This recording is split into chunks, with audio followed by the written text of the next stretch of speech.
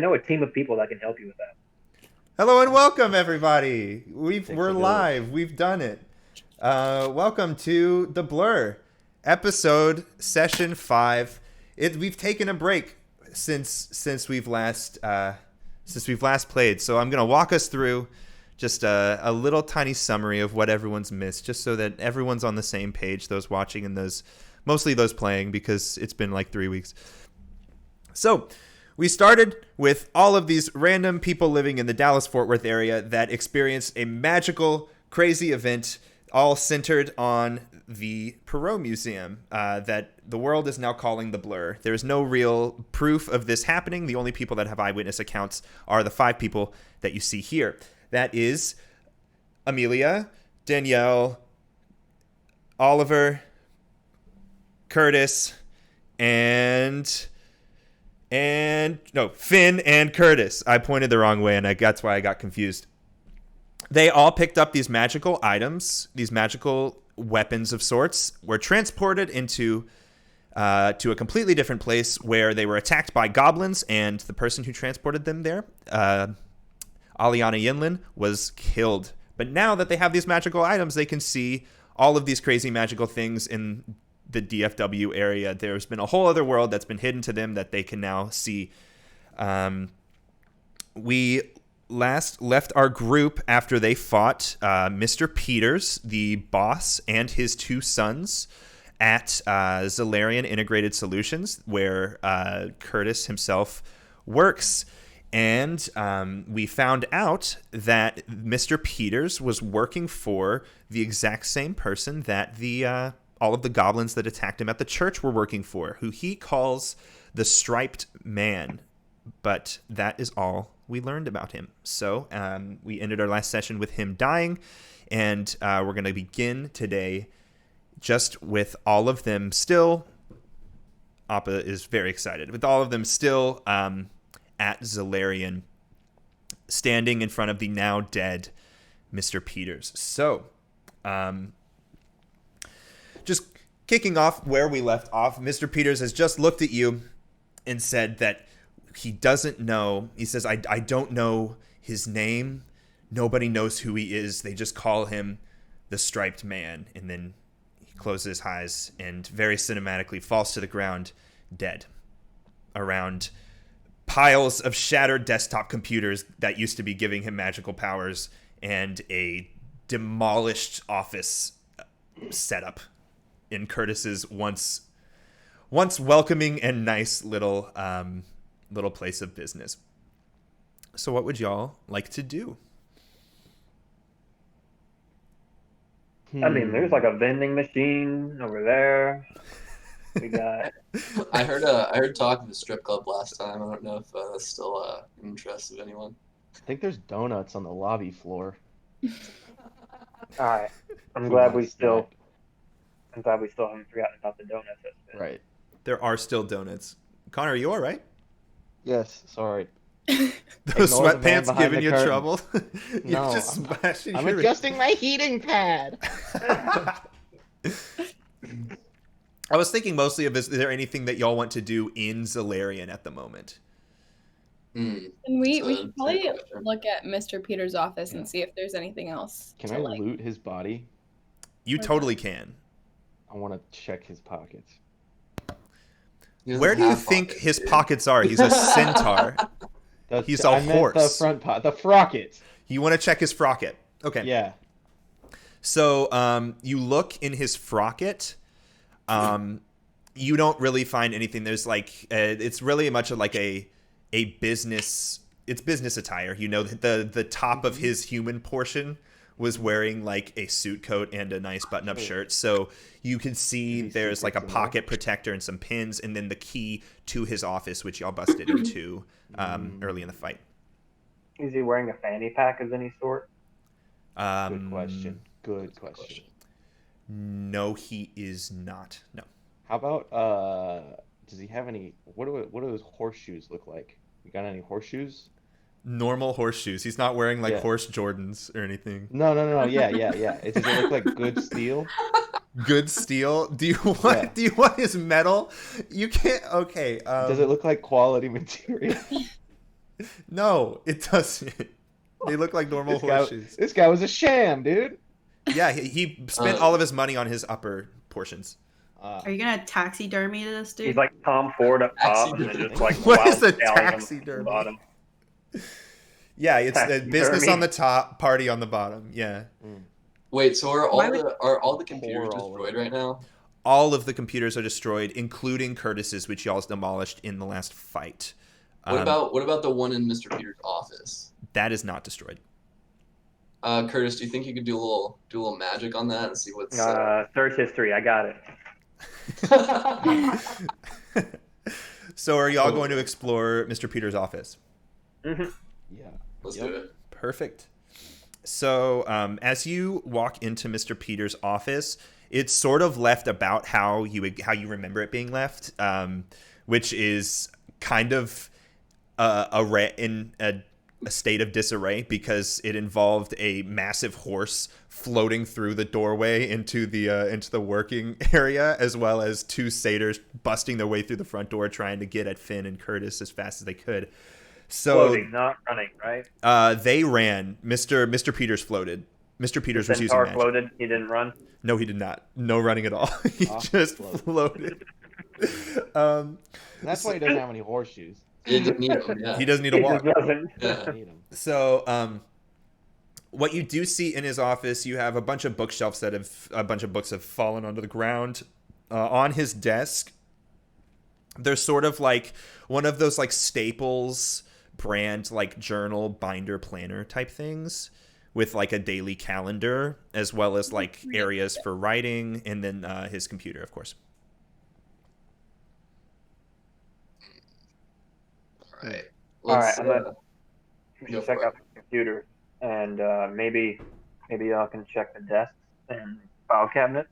yeah, we can file through that little planner too.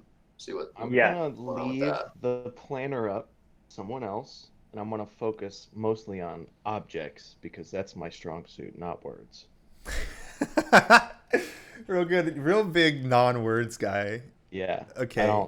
It's too much at once. So yeah, if you want to learn things from these, I'm going to require there to be some sort of insight check or some sort of perception check in order to find out how much you learn from these things.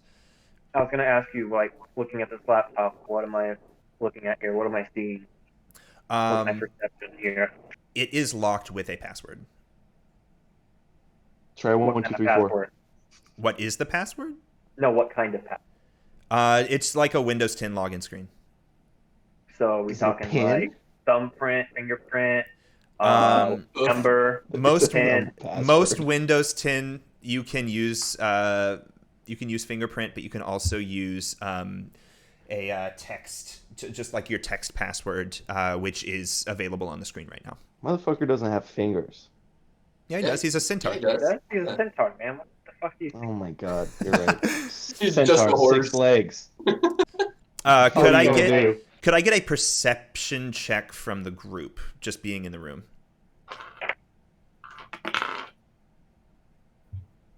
Got a 8, 15. 18 11. plus my perception. Hang on. I think you- it's like plus 3. 13. Hang on. Wait, hang on. did Oliver get a 21?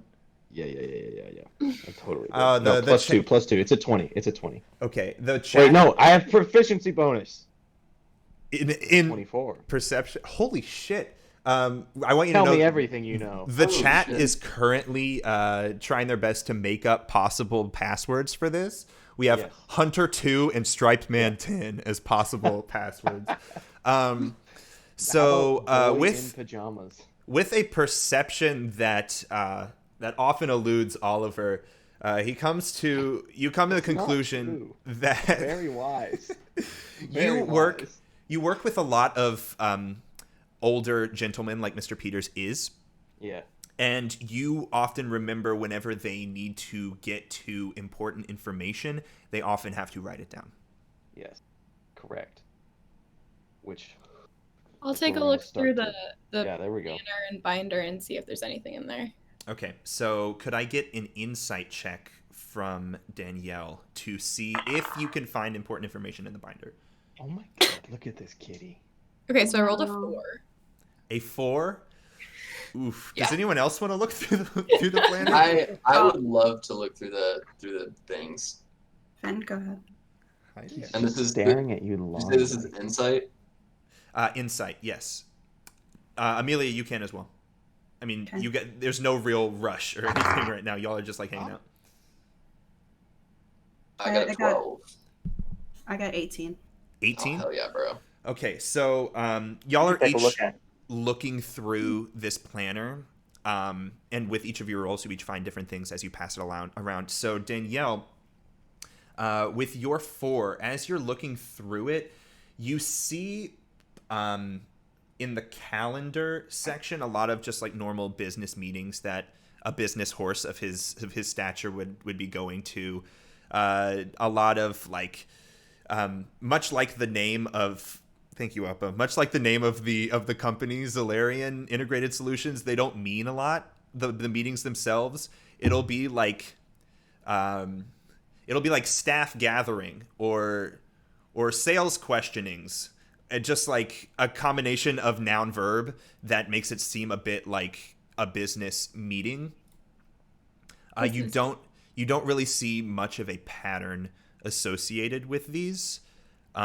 You do, however, the only thing that doesn't seem very business oriented when it comes to like notes on the calendar are those involving Toby and Chance, his sons. So they are it'll be like either appointments for them, or there is something like a weekly meeting that he has speaking with Toby and Chance. Like he has a blocked out hour speaking with them. I believe Finn, you were next and you had like a 12. I got Big Horsey Energy 69, Sater and Sons. I'm loving these passwords. So you're going through, and as you're looking through all of the planner, you're actually finding some sort of like cryptically written information about meeting, like it's not like you're finding a code or anything, but there are some shady patterns that you are seeing involving when some of these meetings are occurring. Some you're seeing like regular meetings outside of office hours. So like hour-long increment chunks of meetings outside of office hours that actually have a location written on them, but it's not a location, not like an address or anything. It sounds more like, it almost sounds like a restaurant name or something. Not like a place that you can look up in Google Maps, but just like a nickname for like a hangout or a hideout or something that he's going to weekly. And then does it seem to be in English? Yes, it is in English. Okay. Centaur's Rule 420. Thanks, Michelle. Finally, with an 18, Danielle, Amelia, you're looking through it, and you find a note in the very back of the planner that mentions. Let me think. It stands out to you as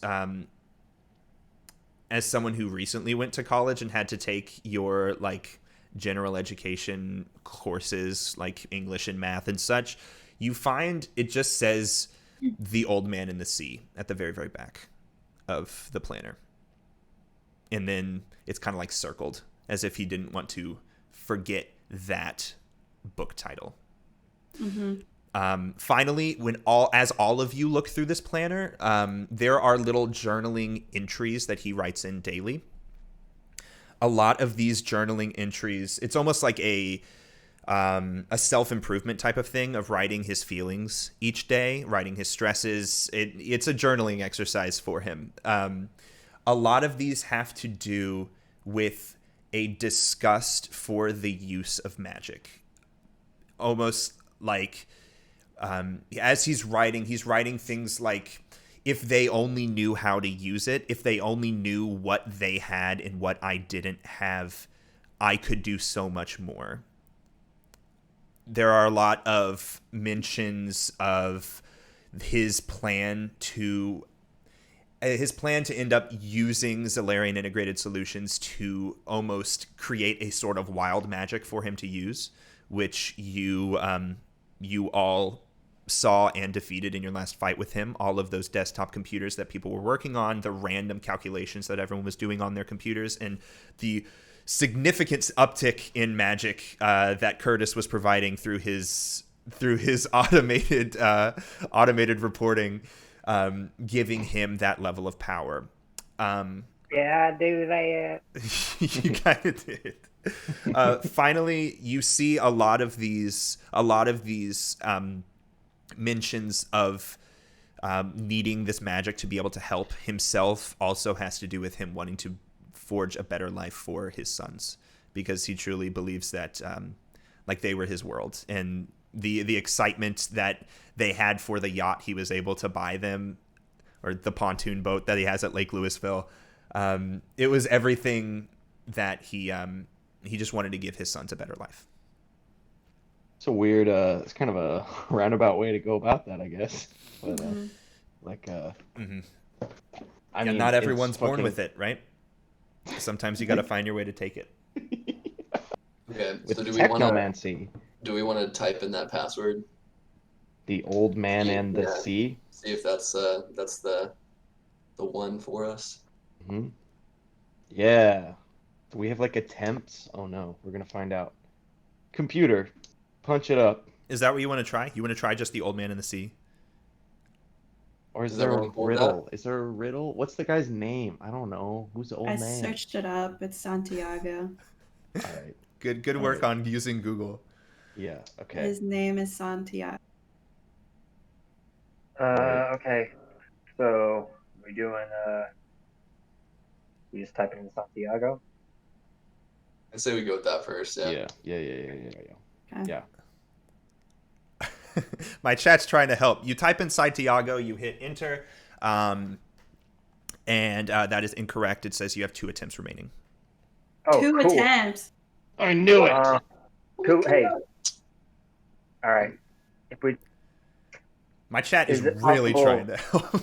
Is it possible for us to use his fingerprint? His hoof. Wait, I'm still on. No, Oh my God, he has fingers. He has fingers. I know. Can we cut it Pull off? a picture of a and, centaur for the next 10 minutes, Connor, and just have that side by side. Yeah, just pull up a centaur. So you know what we're talking about. Yeah. How many ears? You can try. You can try to go use his finger. I mean, I have a spell where I can disguise myself as Mr. Peters. I can pick him up. Does that also include fingerprints? Yeah. You take on the entire image. Can I do a wow. perception check to find a fingerprint scanner on his fucking computer? Yeah. Do we not know Nat either? 20. Nat Yeah, 20. Nat what do you 20? mean? Okay. I raced them. There was already a fingerprint scanner. Connor, it's right there. Yeah, you look down, you find the fingerprint scanner. It's right there. Right there. With a nat 20, you also see a bunch of books askew on the floor from the bookshelf that was in the room. Does he have the old man in the sea? Yeah. On the floor? Oh, yeah. Let's take a look at them books. Maybe it's one of them. That's a good idea.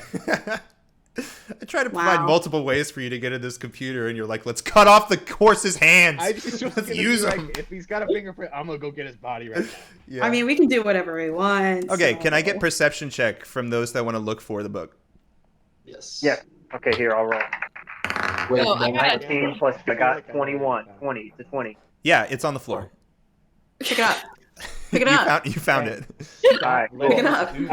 Can I read this shit? You can. Can I flip through it? Can I flip through it to find anything? Yeah, could I get an investigation check to see if you could find the password? No. Investigation. Sorry. Okay, 15 plus 2, 17. Okay, yeah. You on the let me see.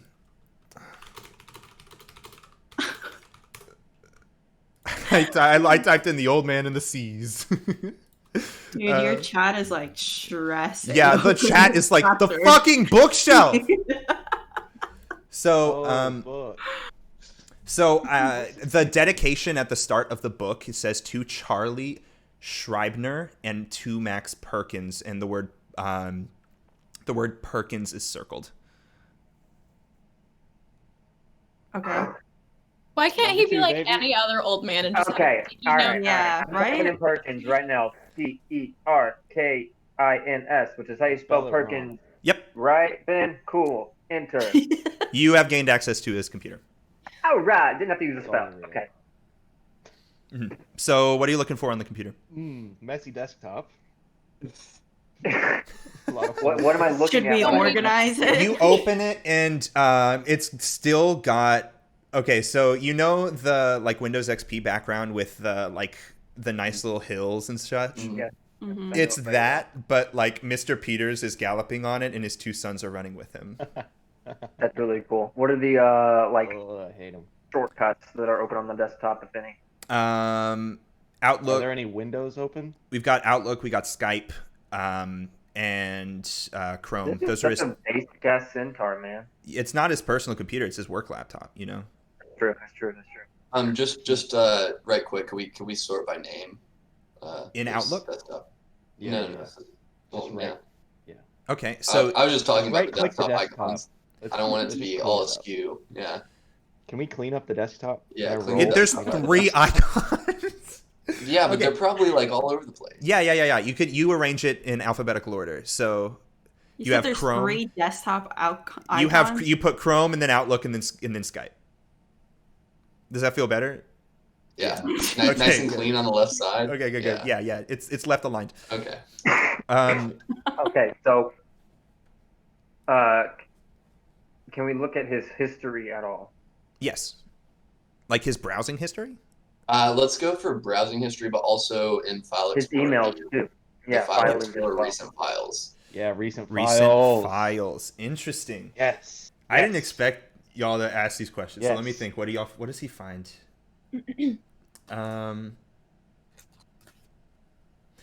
Okay. So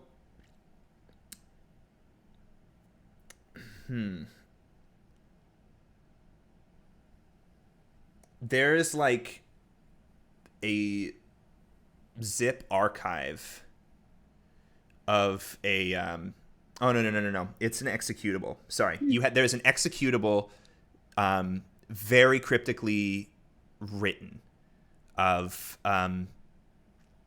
just like a bunch of characters and numbers .exe that he has recently run on his computer. That's like the most recently searched for and run thing. I Okay, guess. well, we should throw that in the trash. Let's run it. Let's run it. You want to run it? No, hold on. Run it. Hold on. Okay. Horseman.exe. Are you trying? Can we inspect it first? Inspect it. It's an executable. Yeah. There's not much that you could learn from it other than that it's an like you could find properties of an executable, but the size isn't going to tell you much because it's just a shortcut to whatever it's running. With it being an executable, there is not a lot of information for you to gain, regardless of role. Dude, he has hands. Stop asking dumb questions. I mean, what do y'all think about running it? What's the business? What's everyone feeling? It's an unintelligible string of whatever characters. Yeah. I feel like let's look through his other stuff first. That's Like cool. look through emails and stuff. Okay. In his emails through Outlook, you are there are a lot of emails back and forth between man, striped. If you'd like to look at those. Comma, Yes. stripe. Yes. So whenever you're looking at these, it doesn't look like he's communicating directly with the striped man. It's almost as if someone is communicating on his behalf, and it looks like it's a different person each time. When you're looking through these, the language that you're seeing almost appears to be like there's not a lot of typing or of like typed up information about in each of these. It's just like times and then like a cryptic like string of characters, almost as if there was a cipher that can like decipher this thing, like the string of characters. Could I get a perception check from those looking at the computer? So pretty much everyone. Nat 20. Nat 20. Yeah. So with it being a string of characters that you can't really decipher, you understand that this might be like some sort of code language for them to be able to communicate. That's what you are sort of coming to the conclusion of. Something with a nat 20, what you're finding is that these appear to be like meeting dates and times. And there's no. Can we discern locations or anything? There's no real way for you to discern it with it being a code language, regardless of how. When it comes to deciphering a code language or learning a new language in D&D, it takes a good bit of time, like multiple days. Can I just check right quick to see if it's Elvish? If it's Elvish, it is not. Damn. It doesn't look like a new language. Of all languages, it doesn't. Do we have to have a specific item or anything to read this? Is there one specific thing that only allows us? Could I get an investigation check? My chat says it's JavaScript. Nat 20. Nat 20? Holy shit! Oh my god. Curtis has spent a lot of his time researching like natural language processing and parsers for his work in automatically generating and writing these reports. You know all of these things. So with your time researching those sorts of things, you understand that there's patterns in certain languages that you can pick up on. Yes, there are. You find no pattern in this string of characters. Okay. Like none at all. So, and it tells you that even if you had a cipher, it would be something akin to the cipher that Alan Turing had to decipher for World War II, where it's Enigma code, where even worse than that, to where it would like change daily and be very hard for you to be able to decipher. Yes, Amelia. I have a question. Of course. The last email sent from the striped man, what's the date and time of that? You didn't find out how to what date and time they were. I can tell you the date and time it was sent. With a nat 20, I was able to let you know that it appeared based off of like the length of the characters or the length of the words in jumbled code. It looks like it would be like date, time. Like that's you would assume, but you don't know. What's the email? Like the Outlook should have the thing that says like received. Like when it was sent. You can have it was sent last night at 3:03 a.m. Okay, when's the last time the execution file thing was ran? The last time the executable was run? Yeah. Let me open up my recently opened files in Windows 10 to find out if you can get that information from a Windows 10 PC. Are y'all getting that noise too? Yeah. Yeah, from Josh. I think it's you. Yeah, we're getting some mad feedback.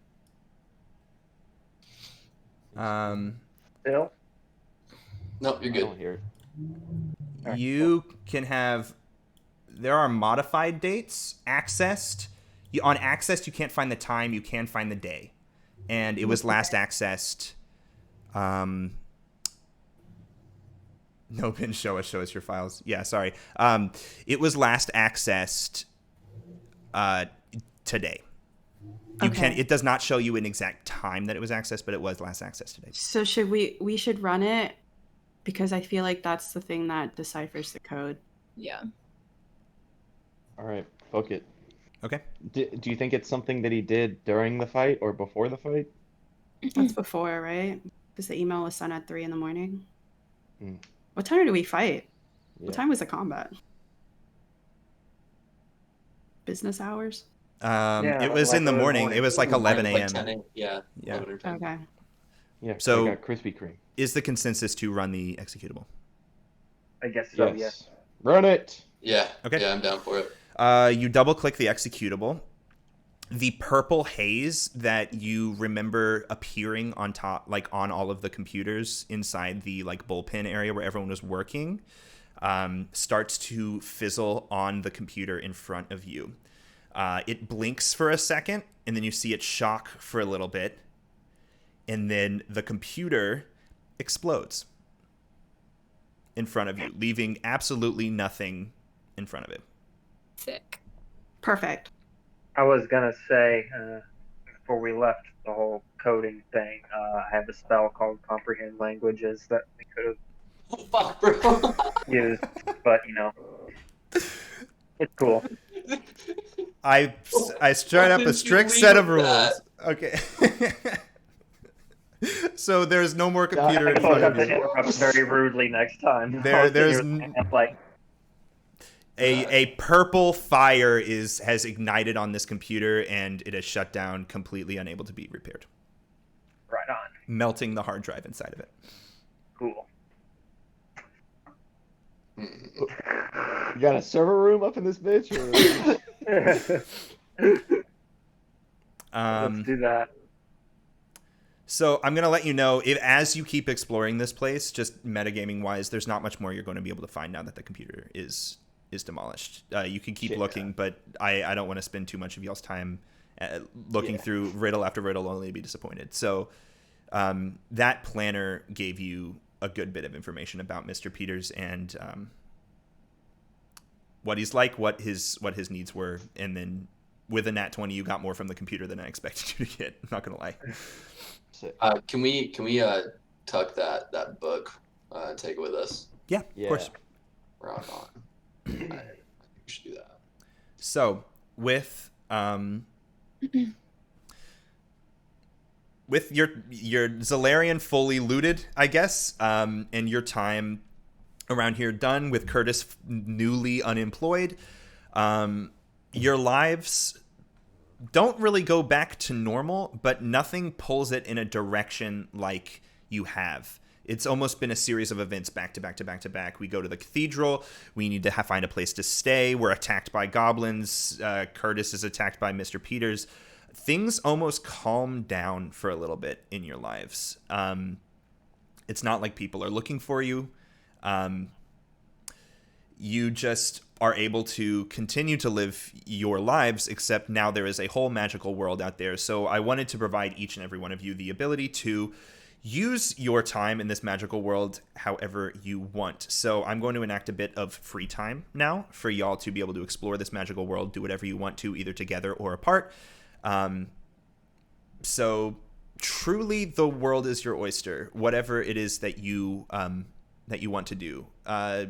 I'm just going to say by the end of the day, like after you leave Xelarian, everyone goes their separate ways. Curtis, you find your way back home now that you no longer have a job. The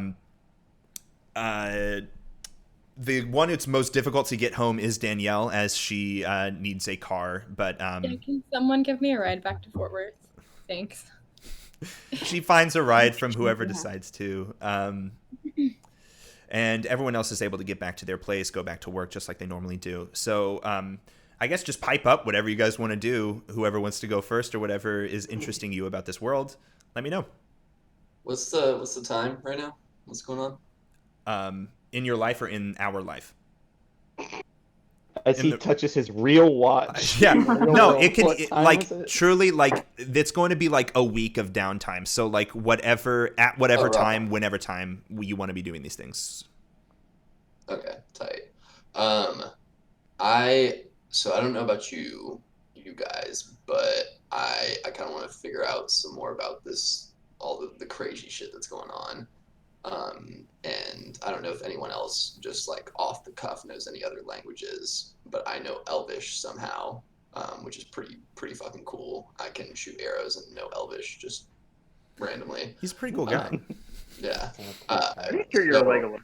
I was thinking that maybe we take a look see and see if we can find like I don't know, maybe an Elvish tavern or any sort of group of that I could talk to. Okay.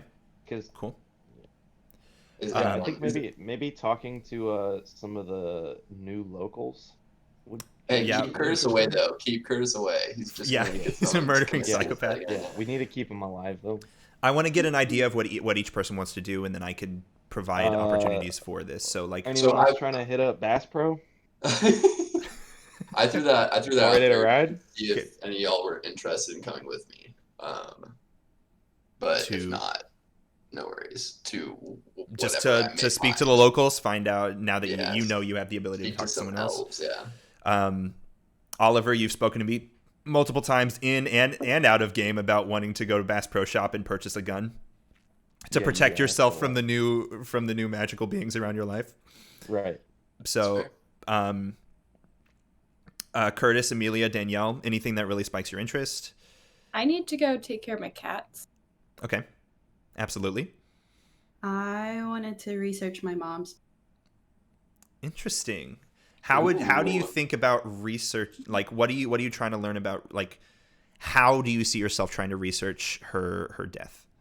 Well, now that I have newfound skills and spells, magical spells, was wondering if maybe there's anything in the autopsy report or obituary or her journals, anything that could relate to. Interesting. And Curtis, what spikes your interest? I'm going to tag along with Finn. We're going to seek out an Elvish tavern, it seems like. Cool. All right. So I'm going to start with Danielle. So you make your way home back to Fort Worth. You have your nice little brand new, not fully unpacked yet apartment, as you were very quickly rushed out of the apartment by Aliana just hours prior to her death. So as you open the door, I know we have stated that both of your cats have no name.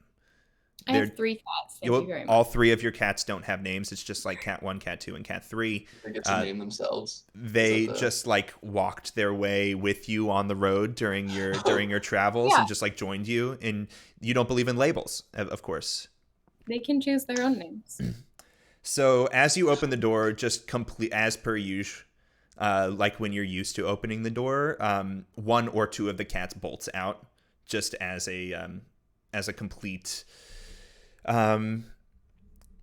Just as a complete reaction. Cats have their little routines and such. So you open the door, and then 2 of them just like skirt out. Act of defiance. Mm-hmm. Well, first I'm gonna yell at them. I'm gonna be like, "Hey guys, come back inside. I've got food for you." You say this, and for the first time in your life, you hear a response that isn't just meow. So there is like an orange tabby sort of like leading the way, and a Maine Coon sort of like chasing it, like a really large Maine Coon, like almost chasing it out, as in cats 2 and 3. And you hear who you can only assume is the tabby, the orange tabby in front, say, "Oh, thank God. Oh, thank God. We needed to hunt. We needed..." Wait.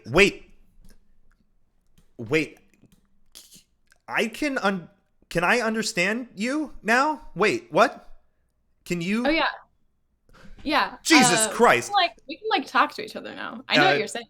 Both of those cats know about the Bible. Both of the cats' hair is sticking straight up. The Maine Coon's tail is like very thick, just like really like hesitantly walking their way over to you. The Maine Coon looks at you and is like,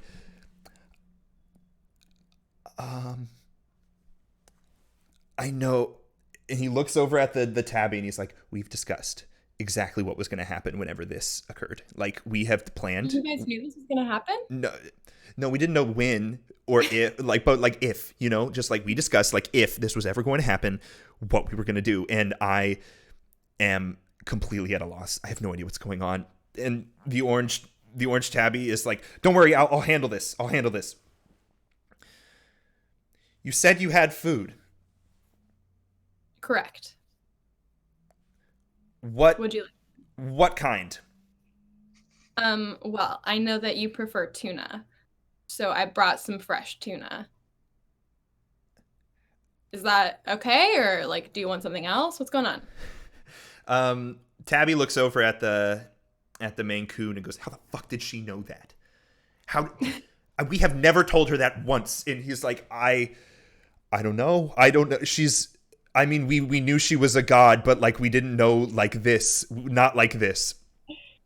So he's like, "Okay, I got this. I'll handle it. Yes, please." Yeah, okay. Here, I'll give you guys some tuna. First of all, okay, big question. What are your guys' names? Like, what do you guys want to be called?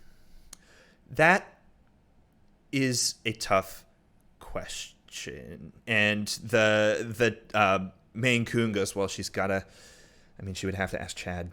And Chad. and he's like, "No, don't tell her about Chad." And the Maine Coon is like, "No, like, she would have to ask Chad because like that's his decision. We're not allowed to choose that. Chad knows our names." And oh, fine, I'll talk to her. So we'll have to talk to Chad. Chad knows our names. He knows my name and he knows his name as well. We don't really know. We don't have the liberty to discuss our names with you because they were given to us by. Chad. You talk to Chad all the time. You have imparted your gracious wisdom unto Chad about our names. I never told Chad your names because I don't think that it's my it's not my place to name you. It's your guys's. The orange tabby goes, "Okay, hold up. You're telling me you haven't once talked to Chad?" No. This requires a major explanation. And they dart inside. The final of the three cats, a very slender black cat, is like stretching on the bed and like hops down in front of them. And he goes, "Yo, bros, what's up? I hear taco tuna. Is that, we getting it? We getting tuna? You find some? Tuna talk. Are you Chad? Chad, he's a black cat, but he goes white. And he looks up at you and goes, Hey, goddess. I was just telling them about how you were going to give us tuna because you told me that we were all going to get tuna, and you talk to me, and I impart wisdom upon them." Interesting. So you're like a little bastard. No. The little timid Maine Coon is like, he's pretty big, but like he's very obviously the most soft spoken of the group, and he leans over to the orange tabby and is like, "Oh my god, she just called him a bastard." So you've got some explaining to do, Chad, because I have been trying to make this like a house of equals, and it seems like you've been being a little manipulative to our friends here. Okay, hear me out. So I know, look at them, and you turn and you look and you see you see like a very proudly sitting orange tabby that's like trying to get as tall as he possibly can next to the much larger Maine Coon, and the Maine Coon has like flopped on his side and is just as tall, if not taller than the tabby. He says, "These two would get nowhere without me. I'm a level of organization among this household that is able to hear or at least interpret your wishes. I could hear them now, which is a great thing, but I can interpret the wishes that you would want and then let them know exactly what is best for the group." The Maine Coon is on his side. He says, "This explains everything. I want to eat so much, and he keeps distributing me less and less food. And Chad looks and he goes, look at you. Look at you. You're huge. You're massive. Without me, imagine your size. And he looks up at you and he says, I am tremendously sorry, but I think that this household can heal and can come together to be a much nicer and better family than we ever started. Okay, I think I can get on board with that as long as we change some things around, and you're not allowed to boss these guys around anymore. All right, Of course. It's a house of equals. Everyone here is equals. Okay.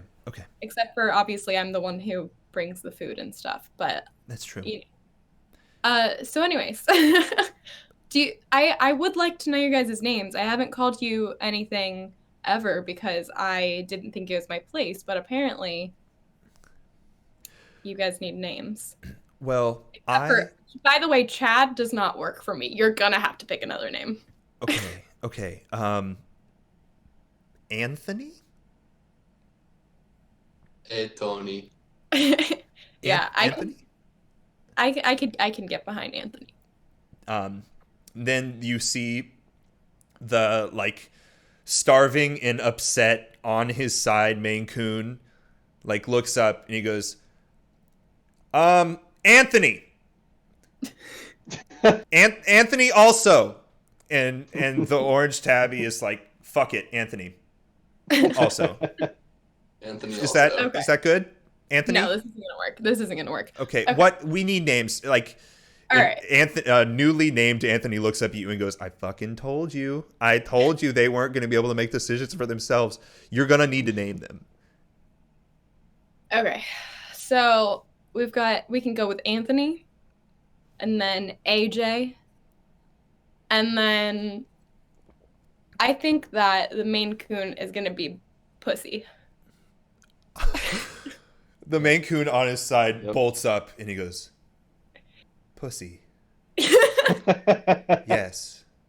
Yes, I can deal with this. This is good. Yeah, A I new am swagger Pussy. is in Pussy's step as he circles AJ. He goes, you hear that? You hear that? My new name's Pussy. I'm going to eat tonight. I'm going to get my own tuna.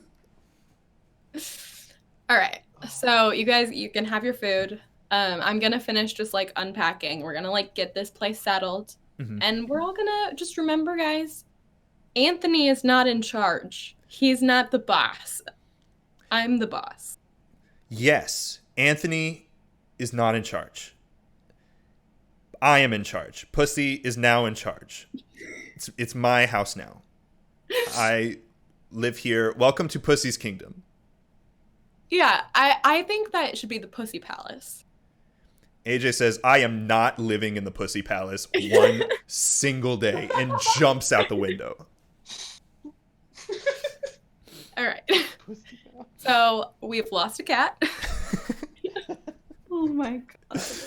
So you continue to unpack, and I'm going to take us to Bass Pro Shops off of, I don't know, I guess there's a Cabela's off of 75 close to McKinney. Is there a Bass Pro closer? Yeah.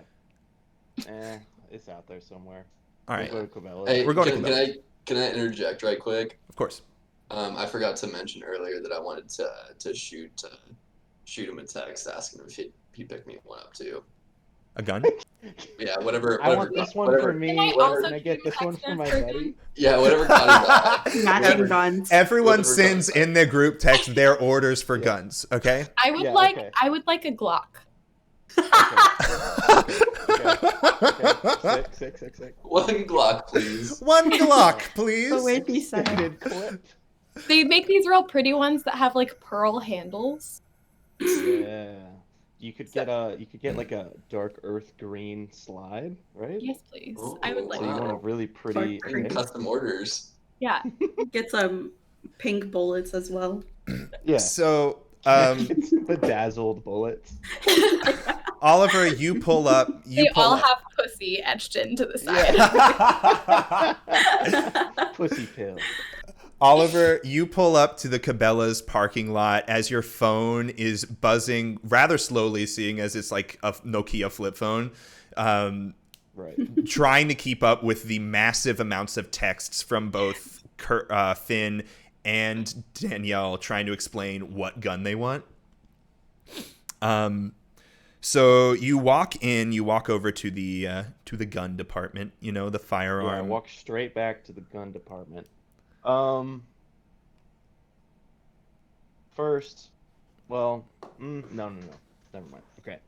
Yeah, I walk up to the counter and I take out $500 in cash that I've had in my pocket this whole time, and I slap it on the counter, Oh, and shit. I'll say, I want. All right, hang on. He And I has pull out $500. my Nokia. I pull out my Nokia, Yeah. and I say, first, let me take the prettiest Glock you got. I'll take. Let me get 2 of your heaviest shotguns, and take ammo for all of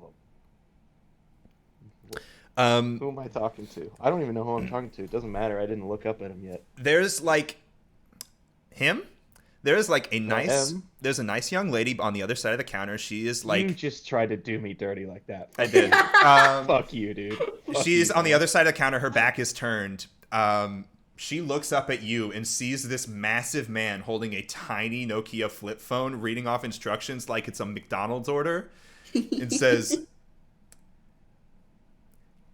"Yeah, could you repeat that? What exactly did you want?" So I want 1 Glock pistol, right? And then 2 of your heaviest shotguns by weight. By weight. By we weight. don't Yeah. order them by Yeah. weight, sir. We sort of What order kind them of by department price are y'all here. running? Do you know your product at all? Goddamn. Sir, I've worked here for 20 years. This is a family-owned business. I've been behind the counter since I was 3 years old. I promise you I know the firearms that I'm selling better than you do. All right. So- Well, shit. 3-year-old selling guns. Do you have any oak stocks? As a matter of fact- thick ass wood right there. As a matter of fact, I do. Right this way, sir. She walks I gotta- you. Okay. I got a question right quick. Do we still have each other's location on? Do we do that? You cannot find Not with the You can't- Nokia. I know. Oliver's I know off the grid. Nokia- I know the little Razor phone or Nokia, whatever it is, doesn't have that. But yeah, I was just curious if that was still established. Did we do that? I I don't remember. I think so. Say you're yeah, all in. we set up the group message and we shared each other's I location. thought. Okay. You did. Oh, Tight. Cool. So, this lady walks you around the corner Yeah. to where all of the shotguns are, like, sort of. They're not in like a glass case or anything. They're like on the rack behind her.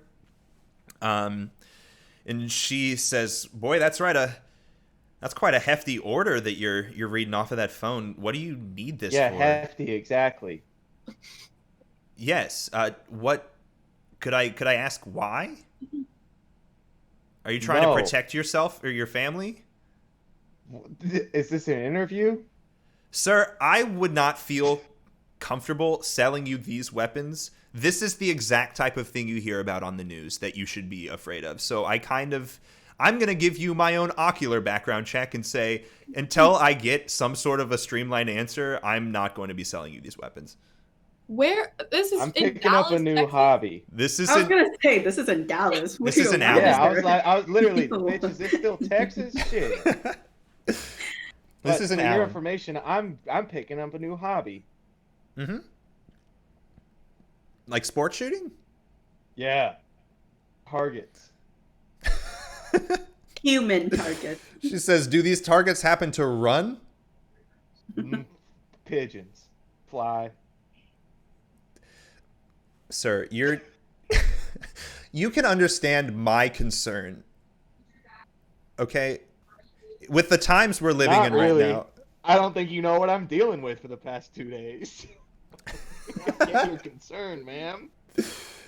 Is Rex with you? No, not in the store. Okay. I don't think so. Rex is just still in the car with the axe. Yeah. With the Okay. giant magic axe. Okay. Can I do a perception check on, like, are there any fantasy people standing around? If you want to. In the Go for it. Cabela's? Go for it. Give me a... Your natural perception would tell you there are some fantasy people standing around you. Okay. You're actually holding up a line. It's almost like... It's almost like there's two queues, like a human queue and a magic people queue. Okay, so you've got like just a guy in like a button-up flannel behind you that's like, "Come on, man, we got places to be." And next to you, so like, I'm in the human queue. You are in the human queue. The human What's queue up seems with the magic queue. The magic queue completely like is either like all of the humans are obviously ignoring the magic queue because they can't see them. Sure. The magic queue seems to see that this human queue is like a complete like... No, wait. Give me a second. I'm trying to remember how this... Yeah, we're good. The magic queue is doing something that you've never seen at a store of this outdoors type. Mm-hmm. They are very politely taking their turns, jumping over the counter, removing a gun, creating a gun and putting it back where they had it, and then walking out the door, one at a time. All right. Very gracefully, like dodging the lady behind the counter. So I take my money, I ignore her and her dumb questions, and I turn to the general vicinity of the line, and I hold out the cash. I'm like, does this do anything for you guys? The human queue looks up at you and says, yes, it's money. What? Shut up. I wasn't talking to y'all. There is like a gentle elven man in robes, like near the front of the line, right at, it's about to be his turn to go like steal a gun. And he looks up at you and he says, me? You talking to me? Yeah, man. You, tall one. At this point, the human queue seems to believe that you are crazy and has just like pushed you aside and decides that it's going to be their turn. I step out of line. The elven man, he says, "No, we that's human money. How don't you know that? Like, you know that's useless." Yeah. I just started seeing you guys 2 days ago. I don't know what the hell's going on. However, what? Yeah, you dude. just Y'all started I've been living here for like 15 goddamn years, and you guys just showed up out of nowhere in the last couple days. Oh my goodness. Yeah, no, that's a problem. So, sir, I don't... What do you mean? I've never seen this before. Do you want a gun? Like, what are you doing here? That's exactly what I'm here for. What y'all are obviously doing. I would love a gun. Yeah, we needed to protect ourselves from guns. you. What, y'all are shooting people? I mean, let me see. What's the best way I can explain it in human terms? We're in the South. You know how sometimes like wild, like feral hogs will like... Oh, I know. Sort of like take over problem. an area. They just like multiply and they do nothing. Well, they're an invasive species. It's a big problem. Can I get a perception check from Oliver? Oh, come on, baby. Come on, baby. Gary needs a new pair of shoes. No! Fuck. I didn't get the pants. 2 plus 2 6. I'm just going to stop everything right here and say that my chat is requesting that this elf be named Gundalf. Yes. Yes. Oh So, Oliver doesn't get the irony in the statement they're an invasive species. He's not putting 2 and 2 together that the humans might also be an invasive species here. And the elven man looks at you and says, I'm going to put this gently, but sometimes you don't want to use up spell slots. And this is the easiest way. Could you... I mean... Could you I come... don't know much. I feel like I need to talk to you. Could you come with me? Are you free? I mean, I need guns, dude. Oh, I got you. That's I got you. What do you want? What do you want? But Could you talk to me in so exchange for guns? Like, this is fascinating. yeah, sure. Let's do that. You sure you don't want this money? Sir, I would burn it the minute you gave it to me. That means nothing to me. I use that as That's a kindling. waste. All right. Yeah, you don't get it. Well, yeah, I'll take 2 of the heaviest shotguns they've got and 1 pink flask. Please. Um, Please. This elf says, "Sure, of course, of course." And there's like a dwarf that's like trying to get back over the counter. It's like his turn is over, and the elf Here, I got like you. sort of Let like, me not- oh, you lift him over. He's like, he says, "Put me down, put me down. I'll shoot you." He pulls out the gun. His little legs are like waddling. Oh, feisty little guy. He he runs away, and then this elven man sort of like almost ballerina-esque, like gracefully floats his way through as he picks up multiple guns, creating figments of those guns on the wall and inside the glass cases that he just stole from. And he comes back to you. He gives you 2 of their heaviest shotguns and a... Sir, first off, I've just got to say, that was beautiful. Secondly, Thank you. You're a gentleman and a true Texan. Thank you for not wasting my goddamn time like all these supposed gun people working in this goddamn Cabela's, all right? What is Texan?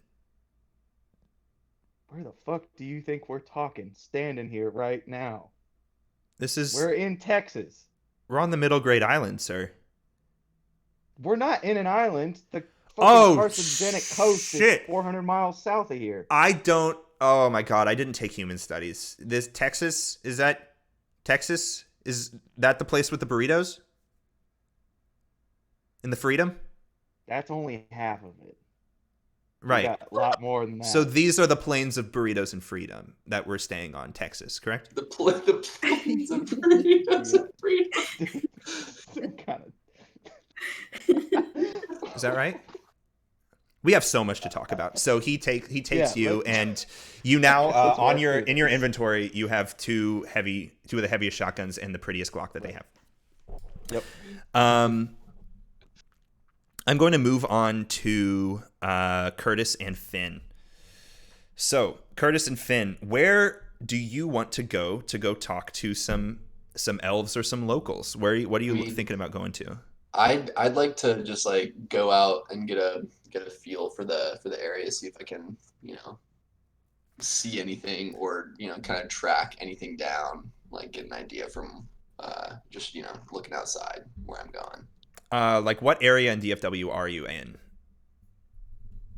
I would assume still downtown Dallas. Downtown Dallas? Yeah. Okay. So we can actually kick this off almost. I'm trying to think of a time when you and Curtis would be together. Do you think that you like texted Curtis to be like, all right, I'm gonna go hit up the Magic Nightlife if you want to come talk to some people, or do you think it was just a coincidence that Curtis is there with you? No, I think that's about right. I think we just kind of chilled and gathered or at least I chilled and gathered myself for a while, and Curtis hit me up, and we're en route to a little mystical nightlife, theoretically. So what are you looking for? Are you looking for just the 2 of you? Are you looking for like a restaurant? Are you looking for a bar? I'm looking for a dive bar that's not like particularly like, it's not crazy loud music, like a place that those would go to I mean, I guess for me, shoot pool or throw darts, something like that. Do you want to know what place almost perfectly matches that explanation? What's that? Chew. Oh, Chew. Right next to Amelia's Speakeasy. Interesting. Okay. I think I've definitely heard of the Speakeasy before, but I haven't ever been to Chew. So let's check that out. So Curtis, do you join him in Chew? Yes, we're going to Chew. Okay. You both of you walk in the door. First, there's a lot of drunken dwarves at the bar, just based off of what you already know about Chu from that dwarf that you led to suicidal tendencies. He was I did hanging out not at Chu. lead him to suicide. He was obviously contemplating it beforehand. Okay. Well, that dwarf that took his own life very sadly. We Yep. knew he was at Chu prior. There are a bunch of drunken dwarves singing a song at the bar. You also see multiple humans there, just because this is a place that, much like Cabela's, this place is being served, not by a human. Actually, it's being served by a magical being, but a magical being that both humans and magical persons are able to see, much like Mr. Peters, where Mr. Peters was showing like a human form, or Aliana, who was showing like a human form, and then whenever you got to know her, you were able to see her ears, or you were able to see the hooves and horse body of Mr. Peters. It's a lot like that, where behind the bar, who do you see? What type of person do you see? There's like a tall, slender goblin man with like a piercing on one of his big pointy ears, and he's serving up drinks to all of the dwarves, as well as bussing some tables. There are some elves sitting in the back corner. There are some just like normal humans that are hanging out playing pool. At the dartboard, you see Kyle. You don't know it's Kyle. Shit. You don't know it's Kyle, but you see a man in a red tracksuit That's a hot tracksuit. playing darts. Dude, The that only- guy, yeah, he's hot. Dude, that guy rules. Who's that guy? He is killing it at darts, like bullseye, bullseye, bullseye, bullseye. Like truly Whoa. will not stop. He's drinking seltzer water, much like he normally does. Oh, So, who do you want to talk to? that guy. So, y'all walk straight up to this man in a tracksuit. How do you approach him? Uh, Not like that. I mean, how do you get his attention? I wanna ask him. Where he got his tracksuit from. Damn, bro, Fire, drip bro. fresh. Yeah. So he's just throwing darts, and then he hears your voice, and as he throws, he stops, just like right here. He stops. He does not let go of the Kyle got dart, intense as Whoa. fuck.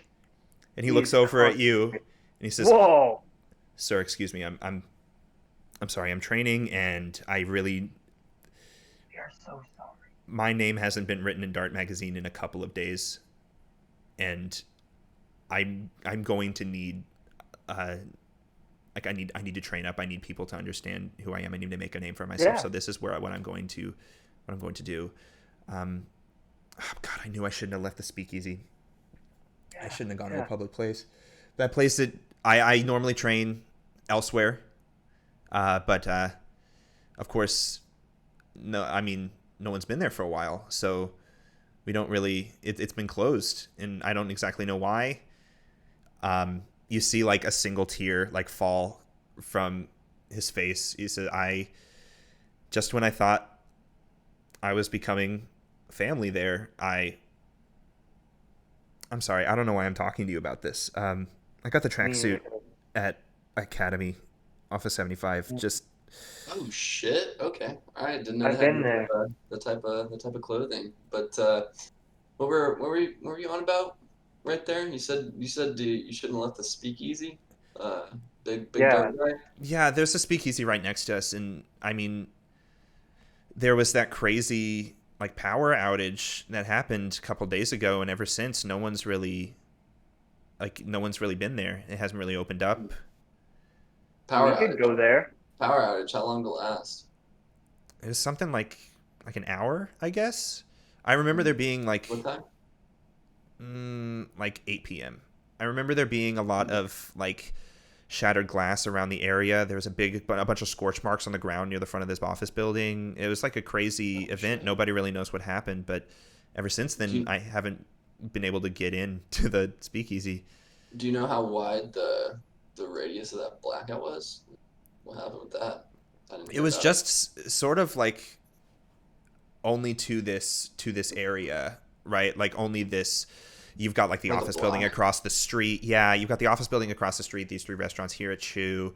You know, of course, I don't think any of the dwarves over at the bar really understood. They just kept drinking. Oh, so you see him too? Fuck, fuck, fuck.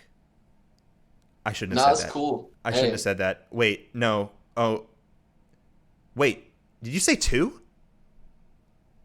yeah, you see him too, right? Um, no. And then he books it. Like he turns around and leaves. I would love to follow him. Which way did he go? Yeah. So would Josh. He went straight. he went straight to the. He went straight to the door. Okay. I think theoretically I should be able to stop him if I want to give it a go. You can. Giving. I also have a spell called Disguise Self. I can disguise myself as him. That And No. Hey, we've done that once. Let's Is he in the alley look back yet? on that, baby. okay. No, Okay. he's at the door. He's heading for the door. Okay. Yeah. I'd like to stop if I can give that a go. okay. So you like sort of like reach out and grab him, and he goes, whoa. Okay, dude, don't make a scene. Don't make a scene. I I realized that I messed up. I said something I shouldn't have, but you sort of said something that I didn't expect you to say. So, That's fine, man. I'm just curious as to why you're getting all pussyfooted here. this, God, why do you want to keep saying pussy? This I just love it. This is the pussy episode. it says, okay, hear me out. Okay, well, I'll talk. I'll tell you everything. I'll tell you everything that you really need to know. I don't really know what's going on here either because That's fair. Do Yeah. it. No worries, man. Hey, you wanna talk it over of a game of darts? At the speakeasy? interesting. No. I think we should play one here and then go see if the speakeasy is open. Interesting. Okay. I'll do it. Okay. You want to make this interesting? I mean, theoretically, you look like you're playing pretty hot there. I only really know how to play cricket, for the most part. So if you wanna throw some cricket, I'm down. But Okay. when, Okay. when you're talking about making things interesting, what do you mean? I'll tell you everything you need to know. Any question. You have me Whoa. for 20 minutes. Any question, I'll be completely honest and I'll let you know everything I know. If you beat me. I mean, I like the idea of that, and I like putting a wager on it. But you seem pretty free and easy to tell me what I wanted to hear just a second ago before I offered the game up. So I think we should just have a friendly chat and I am not the best communicator or really that much of a bargainer. So I was gonna throw. Can we just like can we talk? Not a lot of people talk to me, and I really need to know what's going on here. Let's just sit down and have a talk, okay? I'll play some Yeah. darts. You play some darts. It's fun. There is a competitive spirit in me that really needed to win something because of Darts Magazine not really giving me what they need. But like, Well, you talking about Darts Magazine makes me think that you'll have a pretty good chance here. oh yeah, for sure. I'm all right. Oh, all right. No, you will All lose. right. You're coming in hot there. Yeah. Just play with me and I'll talk. All right, let's do it. Fire it up. You want to shoot for first? Sure. All right, I need your d20. Kyle rolls. He's gonna hit whatever you roll in the d20. He hits a 6. 18. All right, you good to go first. Do you or Curtis have any questions that you want to ask him or talk to him as you're playing? Yeah. Just off the bat here. You said you in Darts Magazine. You played this speakeasy. I've never been. Can you tell me anything about it other than the power outage? I mean, I said power outage because I didn't know that you I didn't know that you were like one of us. You're in street clothes. You know, are you not one of are you not one of us?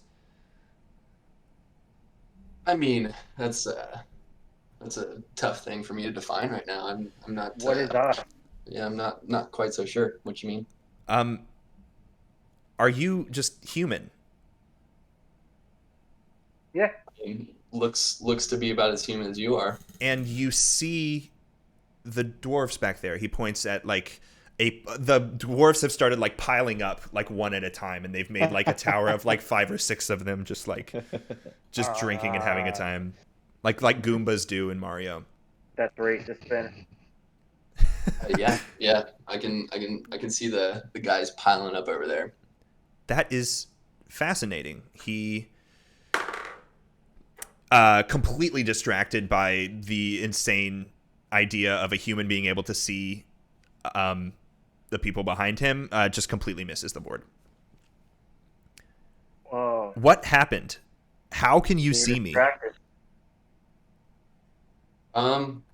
Couldn't tell you exactly. I just I like playing darts, so that's where my eyes went at first. So I came over here. I Couldn't mean, I no, don't know no, what you no. mean I exactly asked the by wrong question. I know you can see me. I present myself to others, but like, how can you see them? They hide. you know, I'm not really sure that I could give you an explanation that would make a whole lot of sense. Okay, when did you start seeing them? I mean that seems pretty specific. Is that something that happens like generally? Like you start seeing This has shit never like this at some happened. point? This has never ever happened before. So I'm trying to find out what's going on. This sounds a little bit more dire than I expected. You just missed the board entirely. You're talking about being in a dark magazine, so is there something that I should be concerned about? Humans don't normally see them. We've Them. the The dwarf. dwarves, the elves, the goblin behind the bar. I mean, they see something, but they don't see them. There is, oh, man, I don't know if I should be telling you this.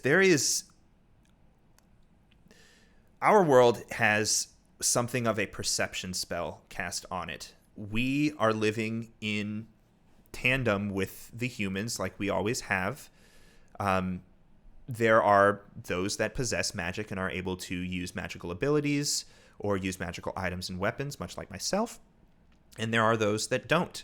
And that's you, you know? Thank you, Appa. Apparently not. That's you, and that's you as well. What's your name, sir? Curtis. Yeah, Curtis. Yeah, I normally you don't see. There was a perception spell put on all of those that don't possess or use magic, just to make sure that they don't see those. You know, you can understand the chaos and the absolute, like just the chaos in general of what would happen if the class warfare that could start whenever those that don't have or possess magic could even know or see that it existed. It completely changes the social order of everything. So thousands and thousands of years ago, there was a perception spell put on all of those without magic to where they couldn't see. And after all of those years, no one has seen and no one has questioned it. But until recently, I guess. Yeah, apparently. Did it break? What break? The perception spell, was it how did you break that spell? Um, Can I couldn't show him tell the you. book that I have? What was that? Can I show him the book I have? I don't know. I don't know if that's a great idea starting out here. I think we might be taking a step or two ahead. Let me see something. Can I whisper to Curtis right quick and just see if he'd be down to just like What are you trying to get out of him right now, Finn? um you know We even didn't hear that. Yeah, there's Can't hear a word. anything about this world that I don't understand whatsoever. So anything. I mean, realistically, just hopefully with expending as little as we can of Don't ourselves. show the whole hand. Yeah. But I mean, if you trust this guy and you're like really confident in it, Should we head over to the speakeasy then? Do you want to get some sort of a perception check to see if you can trust Kyle? I would love to. Both of you can, if you would like to. Yeah, that'd be very cool. I've got a question for you, right quick. Mhm. So, since we're in DFW, I have like the higher perception check. It's supposed to be doubled Yes. in that environment. It's not doubled on people. It is doubled on About things the area. about the area. Okay, cool. So I got an 18 then. Okay. With an Yeah, 18. I got a 16. Okay. With both of those, you can tell by his concern surrounding the class warfare and whatever that his social awareness is pretty high. His care for those around him, specifically y'all, he seems to be less trying to get information out of you and more concerned for how you got here and whether or not you will be okay. So you feel that you can trust this person. All right. So this is interesting. You're the kind of first person. I mean, actually, anyone that's looked like a person to us that has talked to us in this way. Mm-hmm. I'd probably say. I don't know if I can speak for Curtis or not. Okay. Yeah. But I mean, you seem a little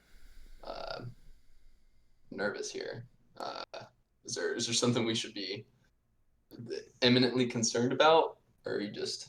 Sir, this perception spell has been our norm for thousands of years. It's been taught in our schools, and it is. I've been speaking about it with my friends. It's something that we have known and lived with our entire lives.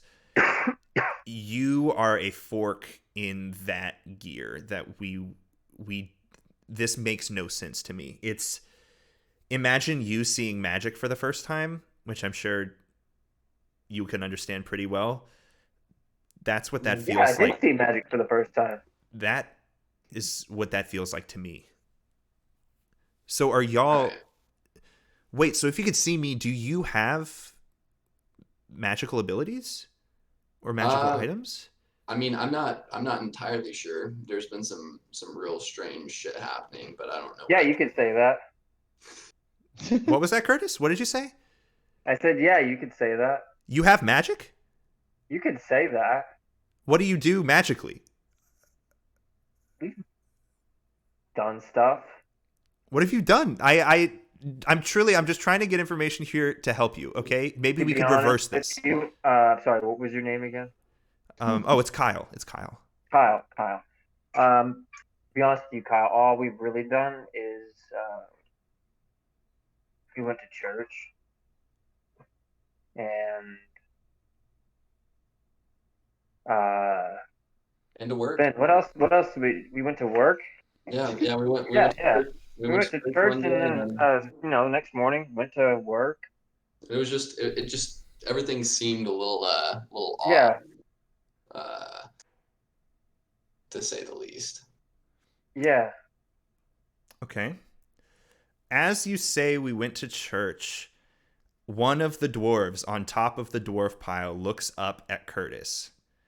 And much like Appa just did, he looks up at Curtis and says, "You! It's you! That's the guy! He smacks the guy under him and he goes, That's the guy.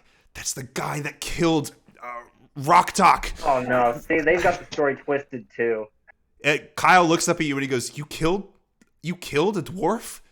No, they've got it all twisted, man. What did you do? He goes, He goes, that's the one. I told you. We were across the street. I saw him through the window there. He said, I saw him turn into Rocktalk, and Rocktalk was dead in the alleyway right next to him. So how about that speakeasy? Kyle looks up at both of you and says, okay, come with me. We could run to the speakeasy. They will not be able to make it up the stairs. I promise. Let's go. Go. All right. Yeah, I'll follow you. Okay. Sure. Y'all run. The three of y'all run to the speakeasy. A mountain of, like, like World War Z, whenever they're like piling into the wall, like all the zombies are crawling on top of each other. It's like that, but with dwarves trying to like get at you. Just like a wave of people trying to make the way over to you. But of course they cannot make it up the stairs because their legs are too short. You are able to make it into the speakeasy, which appears to have not been opened for quite some time. Kyle and Curtis and Finn, all of you are out of breath.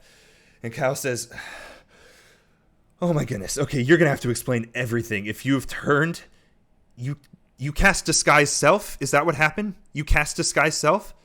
Yeah, so you know the one? So you are magic. How? Okay, so hold up. Before we go any further, so there seems to be this like little rumor thing going around that I like killed the dwarf, but that's not what happened at all. All right. He confronted me, and I, in defense, wanted to try out these new magic type abilities that we've gained, and it ended up going sideways. Sir, I don't know why I call you sir, but Curtis, I don't really care what happened. I don't know who they are. People die all the time. I truly just need to know. Thank you. God, I truly just need to know what is giving you these powers. What gave you these powers? Can I like whip it out like really? Are you trying to flirt with Kyle right now? You whip it out and Wait, what does he whip out? The book. Okay. I'm sorry. And Kyle is almost taken aback. He looks at it and he goes, "Oh my god, that's the spellbook of Golrag the Wise." Spellbook of what now? He goes over to like touch it. He says, "This is the spellbook of Golrag the Wise. How did you get it?" What do you know about it? I mean, he's the greatest wizard of all time. He changed the way that magic was done. The humans not learn the story of Golrag the Wise in school? No, keep going. So he grew up as like an orcish barbarian in like this barbarian family, and that's not what he wanted. He fought against his parents and his family's wishes to become a wizard, and studied magic all of his life. An incredibly gifted orcish barbarian child, which is completely unheard of, but he brought this new perspective to his magic, and he crafted these spells that no one has ever been able to recreate. You are holding that spell book. That spell book is in the museum across the street. How did you get it? Oh.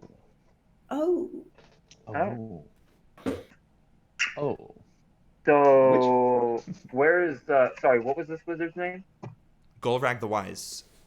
Golrag? Golrag. Gulrag. Cumrag the guy? No, his name is not Cumrag. Sorry. I'm sorry. Sorry. Oh. There's Gandalf and then there's Cumrag. Gundalf and Cumrag. I love it. Gandalf and Cumrag the guy. The dynamic duo. Dream team. So, he said that book was in the museum. Did you steal a book from the museum? No. Wait, what museum? So this Golrag, is he still across around? the street? This Golrag No, still he's around? dead. Golrag is dead. Golrag has been dead for you could years. have just told me that. Are you I'm really talking about excited, man. Are you talking about the big tree building? Yeah, the Museum That's of Magic. That's a museum? Yeah, Oh, that's tight. the Museum of Magical History. Oh, okay. The mom. All right. Oh, The mom. God. Wait, so if you have the book, and he looks over at Finn, he says, "What did I you would take?" love. That means you have everything else? I didn't take anything at all. And Okay. I'll shake. So on it was that. just the book. There were other artifacts in, like, they're very prominently displayed in the front of the building as the most powerful magical artifacts of all time. That seems like a bad design. I mean, there was an incredible magical protection Why spell on even top walk of through the it. rest of the building then? They're right there. I don't understand. I guess. Stop question. I'm not the designer of the museum. Okay. They are very prominently Kyle. displayed. There is a massive protection spell surrounding it. How did you get past it? And I don't know. I don't even know if I got past. I don't even know if we're talking about the same thing. All this shit's kind of crazy to me. So Can this, I pull Finn to the side real quick? yeah. What's going on, brother? Yeah. What's up? So all right. I'm trying to figure out here like what kind of knowledge that he has about our shit that's going on. He obviously has some knowledge. I mean, Yeah. he told me a shitload about the book. Yeah. I'd like to. Yeah, he told me about Cumrag. Yeah, I'd like to see if we could figure out more, but I'd also really like to see if we could get into the speakeasy. So you're already in the speakeasy. we already Yeah, you're already there. You're safe in the speakeasy. Yeah. It wasn't locked. Wow. No, you just walked on in. I just went through it. Can we get a drink? Yeah, of course. That's how we got in the museum. All right. I think we're all going through an interesting situation here. So I'm gonna pour some drinks. I got one ginger ale. Kyle, what do you want? He says, well, he looks around at this place that he once felt was his home, and he says, tequila. Ooh, tequila boy. That's my drink. All Top right. shelf. Yeah. What are you drinking? Are you drinking Blanco or Bold? Tequila. Oh, Blanc. Blanco. All right. Let's do it. Hey, so Kyle. Yeah, I'll follow you up on that. Yeah, what's up, Curtis? New best bud? What can you tell me about the other artifacts? So, if I remember correctly from the last time I went to the mom, there was the staff. God damn it. I'm looking at the name here, and you're going to call this person Cumrag, too. So you just walked right in that, Mom. Well, there was the staff of Carmag Ducanis. Right through the front door. The guitar of Fendrith Geary. There was the axe. Who owned it? Right, it was Tumek Bricklebrack's axe. And then Clint Truesight. Bricklebrack? Bricklebrack, yes. Bricklebrack. Okay. This is a very normal name. The Bricklebrack family lives just down the street. I just wanted to make sure you were talking about the Bricklebrack family. So and then there was the bow and quiver of Clint Truesight. Clint Truesight. All right. So why were all of these things in the museum? Well, they were known as the most powerful magical artifacts of their time. They were. It's not like they possessed too much power, the artifacts themselves, but the people that used them possessed great energy and power and made a name for themselves as the wielders of those things, much like Golrag the Wise. All right. So here's the deal, Kyle. I feel like I can trust you. Okay. I've got a good cop, bad cop routine now. I've got a very specific question for you. Of course. So I had something happen to me in the past, where I felt like I was not in control of my body entirely. Like it felt like I was coming out of my body to do something insanely athletic and aggressive. Is that something that happens in your line of or in your world rather, I guess? Your perception of the world? In your line of expertise. Yeah. I wouldn't say that like I'm overcome with like someone controlling me or something, which is what it's making it sound like you say. But magical items and magical weapons are usually known to take on some sort of a memory of the person who last wielded them. So it's very possible that you were connecting to that memory and it was giving you like an instinctual response to, I guess, whatever you were being met with. Has anyone Is it just you two that were in the museum? I mean, I think there were some other people in there, but I There don't. were some other We, people. we didn't really know them that well. There were some other people. I'm getting Yeah. conflicting information. There were some other people. We were all strangers before this. Mm-hmm. So, have any of them had any like visions or dreams? I feel like it would help if they were here. We should probably get them. Huh? Can you They could probably communicate just with them in try some to- way? Yeah, Yeah. we got a cell. Yeah, we could probably call them up, Okay. see what they're up to. I am going to end this conversation here and move on to the final member of our group here, Amelia, who is going to go start looking for information about We're on to something. on this next session. You will you can call up your friends and have them meet and talk to Kyle or whatever and get some more and more information about what's going on. But I don't want to lose time on free time that Amelia wants to look into what happened to her mom. So to catch everybody up from last thing we heard about her mother, there was a phone call, like a voicemail that you saved on your phone of your father during like the final days of his life as he was suffering from dementia. As he was very frantically trying to explain to you that your mother did not die in a car wreck, that it must have been something else. It must have been something entirely different. So, Amelia, what would you like to do in order to find some more information about that? I want to go look at the autopsy report. Do you have the autopsy report?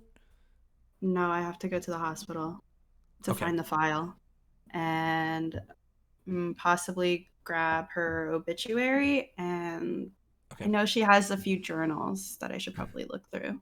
Okay. Do you have the journals on you? Not on me, no. Where are they? Back at my parents' home. Which is... And It's here. It's here. You moved here, right? Yeah. Okay. Do you want to go there first? Or do you want to go to the hospital first? Let's go to the hospital first. Okay. Which hospital? I don't know what hospital it Where's your parents' house? Yeah. Pick the closest one. Yeah. is. Plano. Plano. Okay. Literally the hospital down the street. You're gonna go to. Let me look it up. Plano Hospital down the street. Plano Hospital. If you Google hospital, I think it calls 911. You're going to Medical City. No. You go to. What? There's no Medical way. district? It Where doesn't. did you You're just going to pull that Medical from, Center. dude? I'm just joking. You go to Medical Center Plano. It's just down the street. Yeah, I really bit on that. As That you're was- driving as you're driving by, you're seeing a lot of magical beings, much like everybody else is. But something interesting happens as you make it to the hospital. The distribution of people changes from half magical, half human to all human. No magical persons.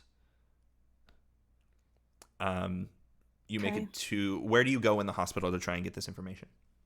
It's in the morgue, right? It would be in the morgue. Yeah. I mean, she's been dead for like a while. Yeah, but the files would still be there, right? Right. Okay. So you go to the morgue. You are you walk your way into the front of the hospital, and then start trying to like navigate your way towards the morgue. And someone at the front of the hospital, like at the front desk, they sort of like stop you or like, excuse me, miss, where are you? What are you looking for? Can I help you find what you're looking for right now? Hi, I was actually just looking for a file about my mom. She died a few years ago. I'm so very sorry. And she was here? She died here? They did an autopsy report on her here Mhm. after she died. Okay. Yeah. I can help you find that. Okay. Yeah. What was her name? Cassie? Cassie, and last name? I don't remember my last name. It's Hung. Oh, Cassie Hong. Okay. So she's like type, and she's looking it up. She says, "That's weird. How long ago was her death? If she died here, I mean, we keep records for a very long time here. For how long? Like, I mean, ever since we went digital, we've been keeping all of them. So it's been like at least 20 years, 25 years. She died when I was like 11. So 16 years ago? Yeah, we should have record of this. She died here? Well, she died in a car crash, and Okay. I believe they brought her here just because she wasn't pronounced dead on scene. Mm-hmm. She was pronounced dead here. Well, I'm not really entirely sure what to tell you. Um, Do you not have any files on her at all? there's no record of her staying in this hospital. Did you did you visit her whenever you were younger? Did you come here? I honestly can't remember. I think I was 11 at the time, so I kind of just blocked it out. So Ma'am, are you sure you're in the right hospital? I'm sorry, I just I'm looking here and this should work and there's no record that she stayed here at all. I'm pretty sure this is the right hospital. It's the Plano one, right? We're in Plano. Yes, this is Medical Center Plano. Ma'am, it looks like you might not be remembering this event as it happened. I understand you said this was a very traumatic experience for you, but um, why did you come here today? Why did you want to get this information today? It's been years. Um, because I just don't really remember it, so I figured maybe the file would help me remember. I don't really, I don't have any good memory of that day. Um, I wish I could help you, ma'am. I truly wish I could, but there's not there's not a lot here that I can do. And it seems to me that you could be misremembering this event, how it happened. I know you said she died in a car crash, but if she did, she wasn't taken here. Okay. Is there anything else I can help you with? No, I don't think so. Okay. Thank you though. Mm-hmm. So, where does your search take you next? Or do you stay here and try to do some shady stuff?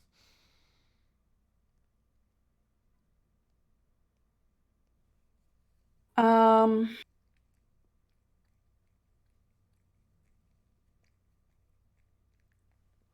I think I want to try and do some shady stuff. So I want to use my unseen servant.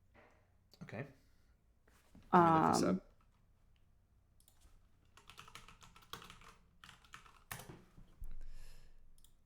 Creates a visible, mindless shape force that performs simple tasks at your command until the spell ends. Awesome. What would you like to use it for?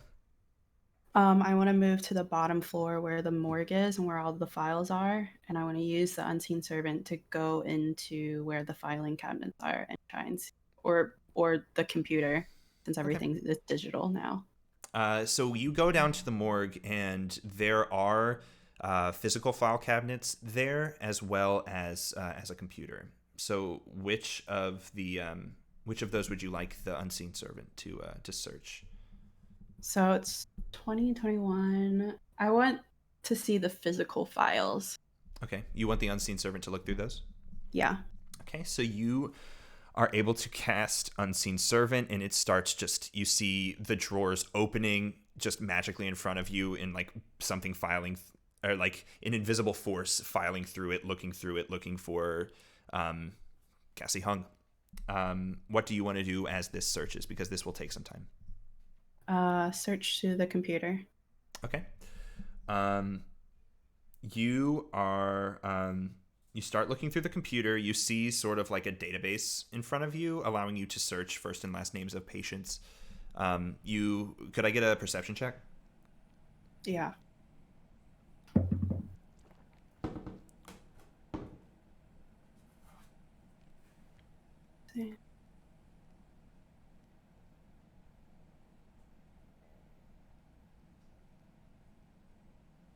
I got 13. You're putting two and two together when you're looking at this, that this might be the exact same database that the person in the front desk was using to look up Cassie Hung. Would you still like to search? Yes. All right, you search for Cassie Hung, and much like the person in the front desk, you find nothing. There's no record digitally of her staying here. Okay.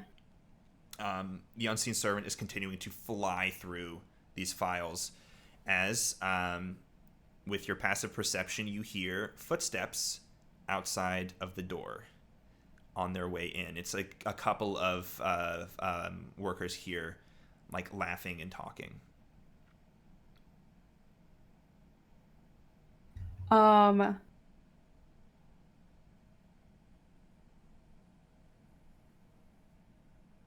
Can I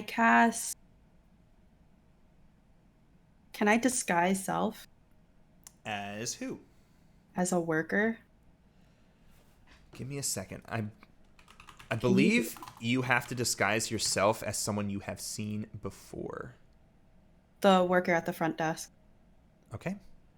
So you can do that. You disguise Okay. yourself as the worker at the front desk. It was a middle-aged woman with curly hair, wearing scrubs and like New Balance sneakers. You are continuing to look through the computer, and file cabinets are being opened randomly and then shut randomly as they're being filed through. What do you want to be doing as they enter the room?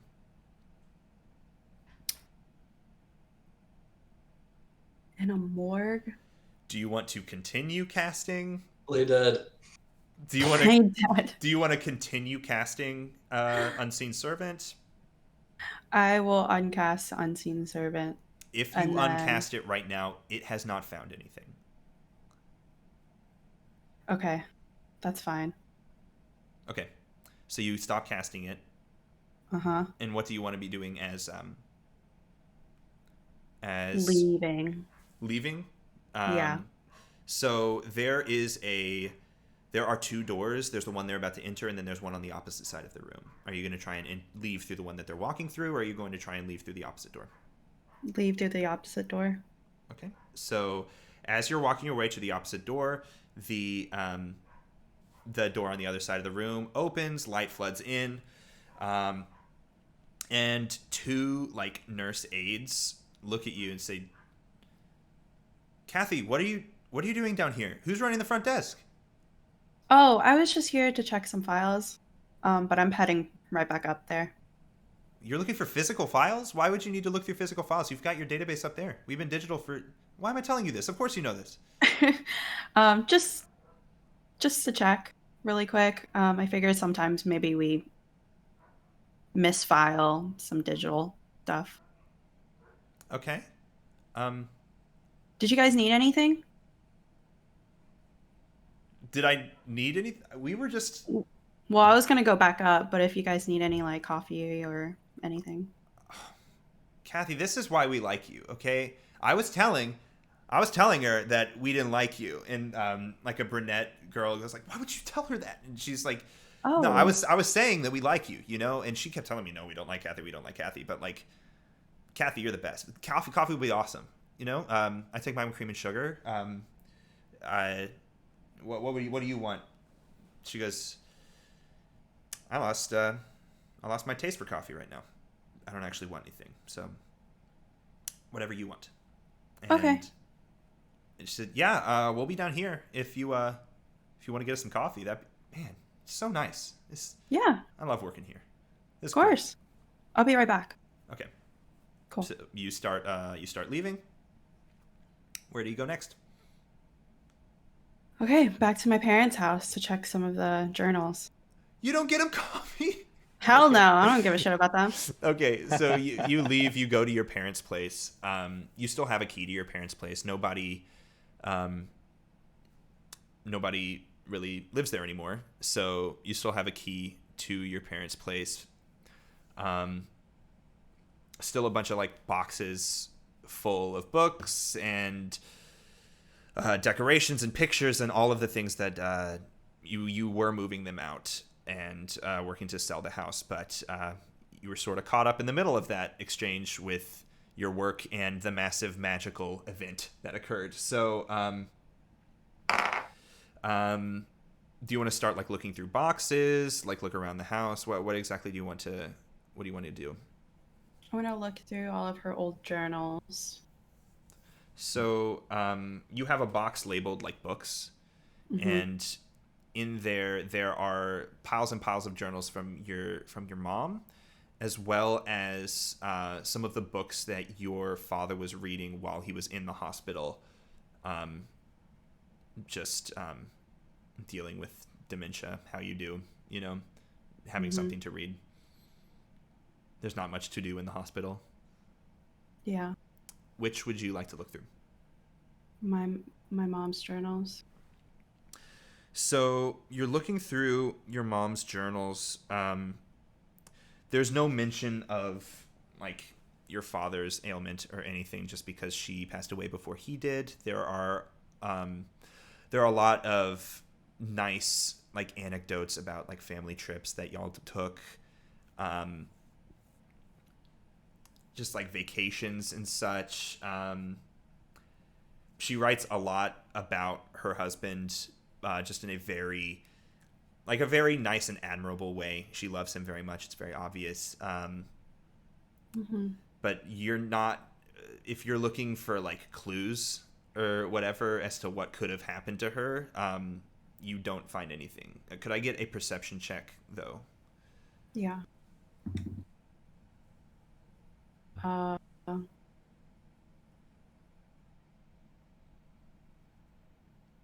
It's like 22. Okay. That's great. With the 22, you put together that even though you aren't finding any clues through these journals, that doesn't mean you're not learning anything about her. The fact that that she is almost like blissful ignorance of what is about to happen to her, much like any surprising death would be. She had no clue that this was coming. It was a surprising event that she died. Okay. Do you want to look through your dad's books? Yeah. I feel like that's kind of the last place that I would look. I don't really know where else to look after that. So, your dad's books, as you look through them, there are almost like manic writings in the margins of the book. His wife's name, Cassie, is written multiple times. Like it's almost as like a compulsive writing on the sides and the bottoms of the books, scratched into the inside covers, just as he's reading, as well as like other lines underlined as if he was like reading or highlighting the book as he read it. This is in all of the books, by the way. Could I get an investigation check to see if you find anything else?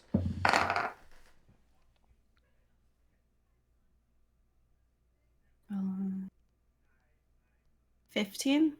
15. Let me think. With a 15, you don't find anything like very specific.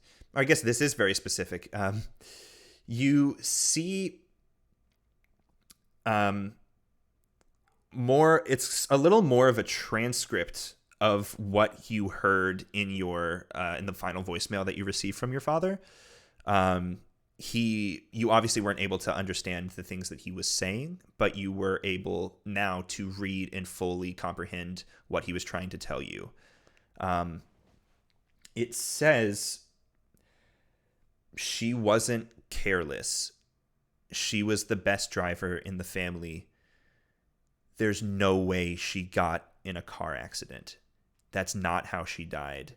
There's no way she got in a car accident. And it's almost like repeated over and over and over again. There's no way she got in a car accident. There's no way she got in a car accident. And then it ends with something must have been wrong with the car. Okay. I am going to leave you here, and just to end this session, we have about like 5 more minutes. I'm going to wrap up things with Oliver and Mr. Gundolf. So, Gundolf, where do y'all go to meet? I mean, he was taking me somewhere. How about, can we let's go kind of near under some of the tunnels they have by the giant bass tanks. It's Okay. nice and secluded back there. All right. So we're sitting next to a wall of gar. And Yeah. I say, well, thanks for the guns. What did you what do you want to talk about again? You seems pretty shocked that I could see you guys over there, but y'all are fucking making all this noise, hooting, hollering, stealing this place. So, I tell you, I'm just incredibly surprised that you're talking to me and can see me. I'm more than surprised. Do you happen to know how this could have happened to you? Has anything strange happened to you in the past couple of days? Yeah. Tell me, like, what's going on? Well, first we went to church. Then I made I made some new friends. Mm-hmm. Well, I figured out I really fucking hate goblins. That's for sure. So you see the goblins as well. Oh yeah, all of them. What All kinds. Purple, green. did you do to him? Killed them. With what? This axe I got. Yeah. This big axe. Do you have the axe? Do you show him the axe? No. Okay. It's a gun store. Okay, so he's like, okay, so you killed them with an axe. Incredible. Yeah. Right. Man, I've researched stuff like this, okay? I have researched these sorts of anomalies of humans finally being able to see. And I'm not able actually to research it from my own side because a lot of the times magical people don't want to write about these things because they're so unreal, and that the only way that this ever happens is that people break the law or find ways to break. You're saying this has happened before? This has only been written from the human perspective. There are tales that are written of humans seeing, like the Salem witch trials. Is that the one where they burned all the ladies? Yeah. It seems you know a little bit more about it than I do. I didn't even know that they burned them. Shit, not much of a trial if you ask me, but whatever. But the witchcraft that was going on there, there are things like this of like humans writing about like seeing magic or seeing witchcraft. One that really sticks out to me though that I've read most is a bunch of humans seeing. How do they put it? It's almost like, what do they call him? They call him like a striped man. Like black and white stripe? Have you heard about these tales before? Oh. Have you read about these? Yeah, my dog told me about them, actually. Wow. That's incredible. Can they're dogs just talk to you guys too? I mean, Has some this of us. just been a me thing that I've been missing the whole time? Some of us talk to dogs, some of us don't, but Right. my question is Later is drowning. like obviously I don't see. I've never heard of this striped man, and like not a lot of other magical people have heard of this striped man, but we see it in human writings of a bunch of humans seeing a magical being, or what they consider to be magic, because there's no explanation for it. He just appears to them in striped clothes. Well, any sufficiently advanced technology is indistinguishable from magic. Care to elaborate? This is fascinating. I love talking about this. No, I'm gonna be honest. I read that in GQ yesterday. Okay. GQ? Goblins Quarterly? Exactly. It's cool. I read the same. You have to show me this. As a bit of an intellectual myself, I really do love to read these things. Finally, he looks down at your hand and he says, "That is a beautiful ring, sir. You're wearing your your father's ring that you just found recently." He says, "That is beautiful. Did you make that yourself?" No, it belonged to my dad actually. Oh, did he pass? Uh, that's what they told me. So you don't know what happened to your dad? No, not at all. I was Well, never really that close with him in the first place, but I mean, my mom disappeared at the exact same time, so that's pretty weird. do you happen to know when they disappeared? I'm sorry, as an intellectual, as a member of academia, I feel like I have to continue to research these things. And I mean, for me as a magical being, I would just cast like Identify to find out information about it. But don't you humans just have Identify in your pocket? You know, you just have like, what do they call it? Goople? Where you could Is just look that up like the something email? and it tells you all of the things that you want to search and look up? I think I heard my neighbor talking about that. Have you ever thought of do you know, doing do you like happen to know where you buy a Google? have you ever thought of just like Googling the day to see what if anything happened that day? No, I mean, definitely I never would have had done that thought. immediately. Huh. Who are you again? What's your name? I'm sorry. My friends call me Gundalf, but you know, the more it's just because I spend so much time at this store getting guns and building up my armory. Because the more and more I Yeah, research by the into way, these terrifying things, the more I realize that I need to protect myself from humans. can we just loop back to that whole pig analogy though? These terrifying things. You said you were shooting people, and now Yeah, I'm buying these things to shoot you guys. So where's that disconnect? Gundalf goes, "Wait, hold up. You trying to shoot me now?" Well, not you, dumbass. You just got me the guns. Fucking Okay, some other guys. okay, They were okay. trying to kill me too. Do you? I'm sorry, I can't get off of this. Do you have Google? Do you have a way to Google? Look, man, that is above my pay grade. I am getting real frustrated with you talking all these made up words at my face. Fine, He pulls out. He has a smartphone. He pulls Yeah. out a smartphone.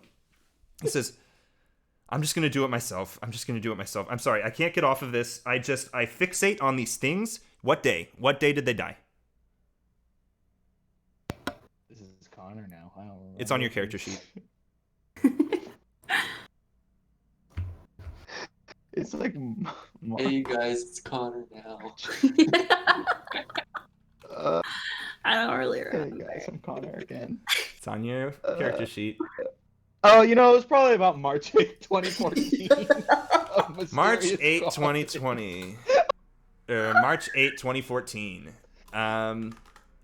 Yeah, Connor, damn near, as Connor. 7 years ago. As Yeah? Connor, not as Yes. not as Oliver. Would you like to Google March 8, 2014 and find out what Google. Gundalf IRL. learns? Alright. I'm Googling it, I guess, on my Nokia. No, you see this on Gundalf's phone. Oh, because it's just International Women's Day. Real Google. March 8th, 2014. The Malaysia Yeah. flight. Yeah. And also MH370 disappeared. Oh! That's where I'm going to end our session. Thank you everybody for joining us. We'll see y'all next week. Goodbye.